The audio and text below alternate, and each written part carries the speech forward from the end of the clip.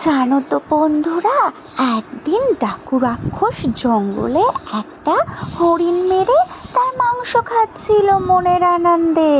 এদিকে দুষ্টু রাক্ষসের মা তার রাক্ষসদেরকে নিয়ে সেখানে চলে এলো। রাক্ষসকে বলল, এই রাক্ষস, এখনই দিয়ে দে বলছি মাংসটা। তখন রাক্ষস আর রাক্ষসের মধ্যে খুব যুদ্ধ বেড়েতে গেল, আর রাক্ষস সবাইকে একটা করে কিক মেরে উড়িয়ে দিল। আর জানো তো, তখন বুদ্ধিমান শিয়ালরা সেই সুযোগে সেই হরিণটাকে নিয়ে ওখান থেকে পালিয়ে গেল আর মজা করে তার মাংস।